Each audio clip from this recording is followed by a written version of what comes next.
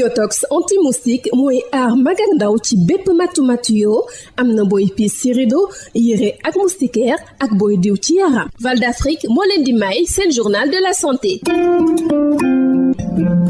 dalleen ak jàmm ci ni ñuy xeexee paludisme fii ci Sénégal programme national bi ko yore nag moom moo gën a jibal tàggat bi séddaleb moustiquaire yi ci ñi nga xamante ni ñoo si gën a lorule saytu parasites yi fi ñuy gën a fësee waaye it wëyal ni le projet bi ñu duppee 1.7 ngir moytandi nit ñi di ñàkk seen bakkan ci wàllum paludisme ñu teewlu ci docteur Doudou Sène di coordonnateur bu programme national de lutte contre le paludisme.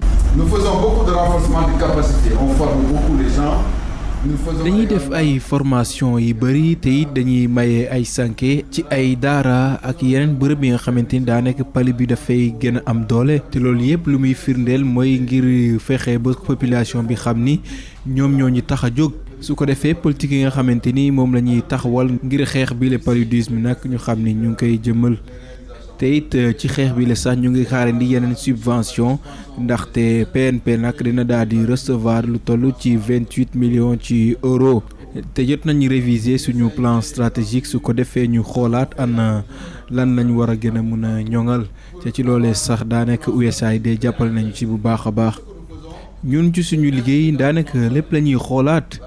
même li nga xamante ni moom mooy wàllum garab yi ñu jox nit ñi léeg-léeg dañuy xool ana garab yi fan la toll ci yaramu nit ñi ba xam am na ay effets secondaires am déet te loolu fépp lañ koy defee même Kédougou sax foofu sax am nañ foofu ay programme yi am solo te jot nañ xool def suivi bi ba ci famille yi nga xamante ni ñoom ñoo jot a am ci yooyu les programmes. jaajëfal naa leen ci déglu bi dig daje ci beneen numéro. Yotox anti-moustique mooy aar mag ak ndaw ci bépp matu-matu yoo am na booy piis ci rido yére ak moustiquaire ak booy diw ci yaram. Val d'Afrique moo leen doon may seen journal de la santé.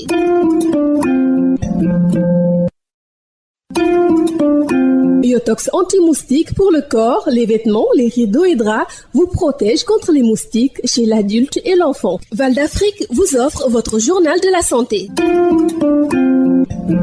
Bonjour. Dans le cadre de la lutte contre le paludisme, le programme national de lutte contre le paludisme accentue la formation, la distribution de moustiquaires auprès des cibles vulnérables, un suivi de la résistance des parasites, mais surtout la mise en œuvre du projet 1.7 pour réduire la morbidité du palu. Écoutons le docteur Doudou Sène, coordonnateur du programme national de lutte contre le paludisme. On forme beaucoup les gens. Nous faisons également des distributions de moustiquaires dans les daras parce que c'est une cible qui est très vulnérable. Nous faisons également des supervisions dans les entrepôts, dans les établissements pour dire que si au niveau du PNP, nous faisons beaucoup d'efforts quand même pour que la politique de lutte contre le paludisme soit quand même adoptée par les populations. Ici, pour les perspectives, les réalisations, le PTA, l'élaboration et la soumission de la subvention au GC7, le PNLP va bénéficier d'une subvention à hauteur d'euros, 28 millions d'euros. L'USAID, nous avons fait la révision de notre plan stratégique à mi-parcours pour avoir un plan stratégique réactualisé. Parce que tout ce que nous faisons est inscrit dans le plan stratégique. La mise en œuvre de la PECADEM en collaboration avec l'OUT, les investigations dans les districts cibles avec l'appui de Massé. Nous faisons, comme j'ai dit, le suivi de la résistance des parasites aux antivirus. Les médicaments qu'on donne là, en permanence, on contrôle leur efficacité. Est-ce que c'est bon, est-ce que c'est pas bon? On surveille s'il n'y a pas d'effet secondaire ou pas.